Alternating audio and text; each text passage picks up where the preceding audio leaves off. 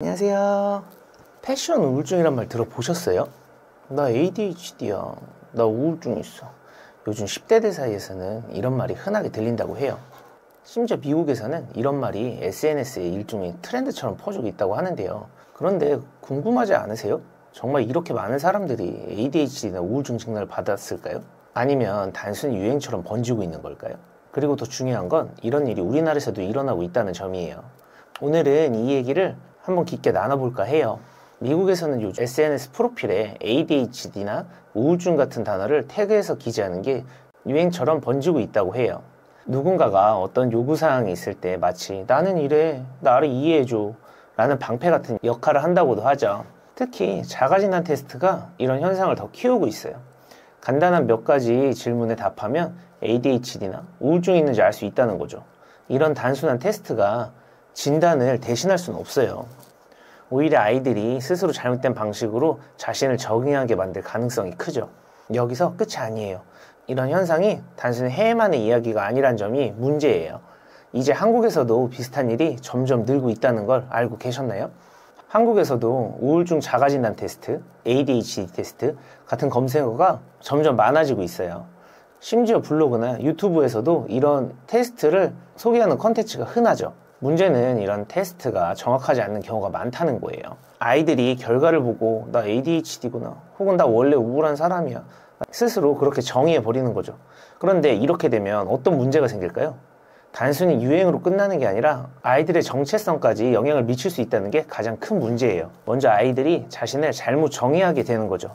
나는 원래 우울한 사람이야. 나는 집중력이 부족한 사람이야 라고 생각하게 되면 스스로 노력해서 나아지는 의지를 잃게 돼요.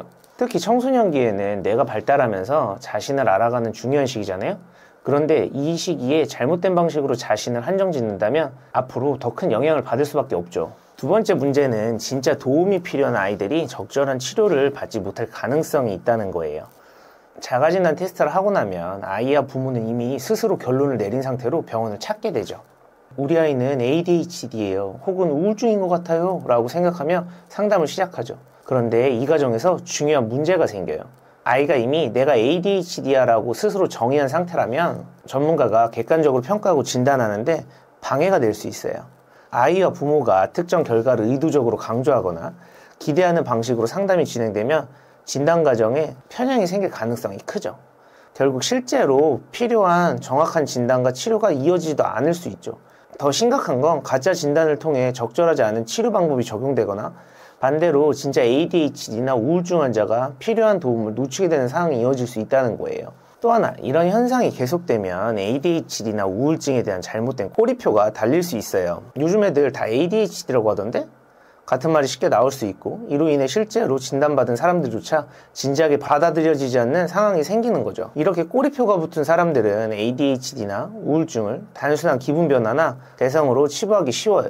그래서 그냥 기분이 안 좋은 거잖아, 조금만 산만하면 다 ADHD라고 하더라 같은 말들이 나오면서 문제의 본질이 희석될 수 있어요. 특히 청소년들은 주변 사람들의 평가에 민감한데 이런 잘못된 꼬리표가 달리면 자신감을 잃거나 나는 문제가 있는 사람인가?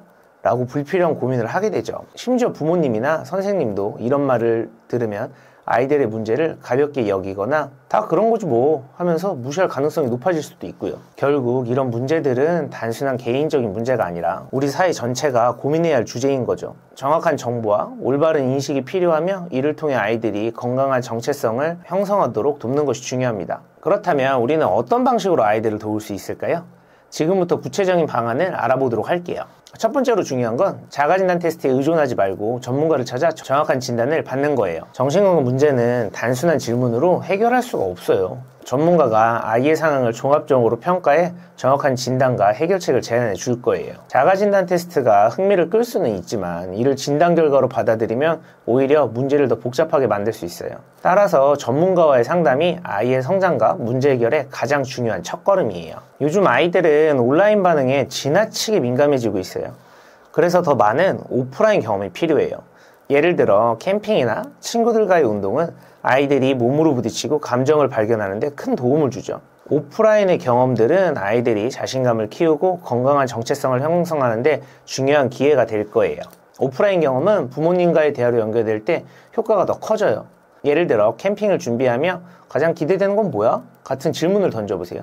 이런 작은 대화가 아이들의 자신감을 키우는데 큰 영향을 줄 수 있어요. 마지막으로 일방적인 지시가 아니라 아이의 마음을 여는 질문을 던져보세요. 예를 들어 넌 너의 어떤 점이 너의 장점이라고 생각해? 같은 질문은 아이들이 스스로를 긍정적으로 바라보는데 도움을 줄 거예요. 그리고 아이의 감정을 공감해주는 말 한마디가 큰 신뢰를 형성할 수 있어요. 열린 대화는 아이의 자신감을 키우고 문제 해결에 용기를 줄 거예요. 오늘은 미국에서 시작된 ADHD와 우울증 유행, 그리고 한국에서도 점차 늘어나는 자가진단 테스트의 문제에 대해 이야기해 봤습니다. 가장 중요한 건 정확한 정보와 건강한 환경을 통해 우리 아이들이 자신감을 잃지 않도록 돕는 거예요. 이 영상이 도움이 되셨다면 구독과 좋아요 부탁드리고 댓글로 여러분의 의견 나눠주세요. 다음 영상에서는 ADHD와 우울증의 구체적인 진단 기준과 관리 방법에 대해 더 자세하게 다뤄볼게요. 감사합니다.